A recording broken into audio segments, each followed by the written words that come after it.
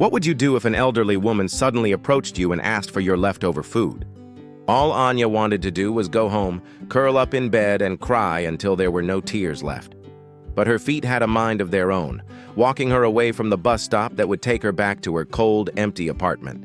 She needed to escape, at least for tonight.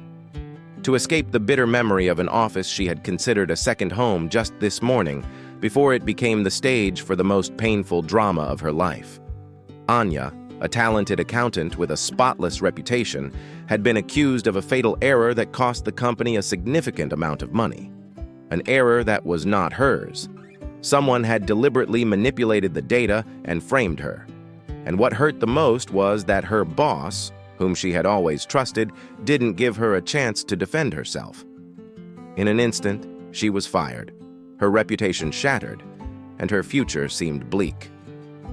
She walked aimlessly, her feet leading her to the city center's bustling streets. The glittering city lights seemed to mock her devastation. Amid the hustle and bustle, she saw an Italian restaurant she had long dreamed of visiting. The restaurant was famous for its delicious truffle pasta. She used to tell herself, "Someday, when I have some extra money and something to celebrate." But now, there was nothing to celebrate, only pain and emptiness. With the remaining money in her wallet, she dared to enter. She ordered the truffle pasta and a glass of red wine, trying to find solace in an expensive meal that might be her last luxury for some time. The warm atmosphere of the restaurant, with its soft lighting and gentle jazz music, eased the tension in her chest slightly. She ate slowly, savoring every bite of the savory pasta and the fragrant aroma of the truffle. At least for tonight, she could forget her troubles, but the tranquility didn't last. In the middle of enjoying her pasta, she noticed the reflection of an old woman near her window. The woman looked thin, with unkempt white hair and dirty clothes. Her hollow eyes stared at Anya with a pleading look, then glanced at the almost empty pasta dish on her plate. Anya's heart pounded. She felt uneasy. On one hand, she wanted to ignore her, but on the other, she remembered how her mother used to tell her never to let anyone go hungry if she had a chance to help. The old woman didn't dare to come in, just stood outside behind the thick glass. Gathering her courage, she tapped on the glass softly. Anya turned, and the woman gestured with her hand, pointing toward Anya's plate. Tears suddenly welled up in Anya's eyes. She felt ashamed, not of the old woman, but of herself, for being so consumed with her own misfortune while someone else outside didn't even have a meal. Without a second thought, Anya called the waiter. She ordered the exact same truffle pasta she had just eaten. The waiter looked puzzled, but Anya just gave a faint smile. "To go," she said. When the food was ready, she stepped out of the restaurant. The old woman was still there, staring at her with hopeful eyes. Anya handed her the packaged pasta, and the old woman accepted it with trembling hands. "Thank you so much, dear. May God bless your kind heart," the old woman said in a hoarse voice. "It's nothing, ma'am. Please come eat with me," Anya invited. She led the old woman to a nearby park bench. The old woman was surprised, but her eyes shone with genuine warmth. They sat side by side, and the old woman began to devour the pasta ravenously. "What's your name, ma'am?" Anya asked, feeling a sense of peace next to the old woman. "Sarah," she replied simply, smiling. On the other side of town, a Marine named Ryan had just returned from his overseas deployment. He came home with the hope of embracing his mother, the only family he had left. His mother, Sarah, suffered from dementia. The disease had slowly taken away her memories, and now his mother had disappeared from her home. Ryan panicked.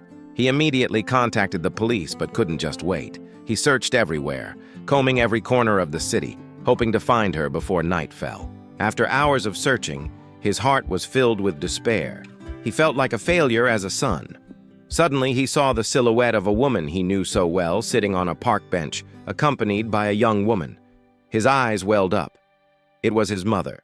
Ryan approached with quick steps. "Mom, are you okay?" he asked, immediately hugging his mother tightly. Sarah was surprised, but her smile widened. "Ryan," she whispered, stroking her son's cheek. Although dementia had taken away most of her memories, she still recognized her only son. Ryan turned his gaze to Anya. Thank you so much, ma'am. I've been looking for my mom everywhere. I'm so grateful you were with her and gave her something to eat, he said sincerely, his blue eyes looking at Anya with immense gratitude. Anya smiled. You're welcome. I'm just glad she's safe with you now. She felt her chest warm. The emptiness she had felt earlier slowly disappeared, replaced by a small joy from helping someone else. They ended up eating together, sharing stories under the dim streetlights. Anya told him about her unfair termination. Ryan listened intently, nodding with understanding. I'm so sorry to hear that. You're a good person. I'm sure something better is waiting for you, he said. Ryan then talked about his life as a Marine, his duties overseas, and his struggles with caring for his mother. Anya felt a strange connection, as if the two of them were destined to meet that night. Coincidentally, I have a friend who owns a tech startup, Ryan said suddenly. His startup is just growing, and he's looking for an honest and reliable accountant. I can introduce you to him. Who knows, maybe that's where your next opportunity is. Anya was surprised. Really? I don't know what to say. Thank you so much, Ryan. A few days later, Anya met Ryan's friend, a friendly and smart man named Daniel. Daniel listened carefully to Anya's story and gave her a chance to handle his company's finances. He didn't just look at Anya's resume, but also saw the honesty and sincerity in her eyes. Finally, Anya got her new job. She not only earned a better salary, but also a supportive work environment that valued honesty. Anya and Ryan's story didn't end there. That unexpected meeting became the beginning of something more beautiful.